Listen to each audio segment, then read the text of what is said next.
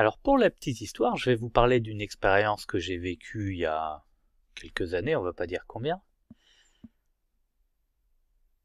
où je suis intervenu sur un réseau qui venait de tomber pendant plusieurs jours. En gros, ça faisait plusieurs jours que le réseau venait de tomber, et c'était pas un petit réseau puisqu'il y avait dessus 15 000 machines. Et aujourd'hui, il y a des réseaux largement plus grands, mais ce qui faisait la particularité de ce réseau, c'est que ces 15 000 machines étaient comme si elles étaient sur un réseau local. Elles étaient toutes connectées entre elles. Alors bien sûr avec différents matériels, mais globalement, une machine pouvait parler avec n'importe quelle autre comme si elle était sur le même réseau. Et ça, aujourd'hui, d'un point de vue réseau, on ferait plus. Mais à l'époque, pour des raisons de débit, c'était quelque chose qui pouvait sembler intéressant. Dans les années 90, on préconisait de faire des réseaux comme ça. Mais on s'est rendu compte avec le temps que c'était pas adapté pour des grands réseaux.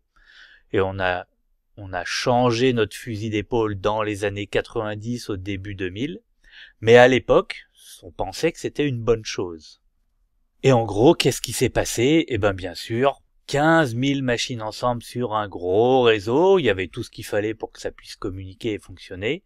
Le problème, c'est quand on a un petit pépin dans tout ça, eh ben, ça empêche l'ensemble du réseau de fonctionner. Et malheureusement, c'est ça qui a fait que le réseau n'a pas fonctionné pendant plusieurs jours. C'était un problème de ce qu'on appelle un broadcast storm.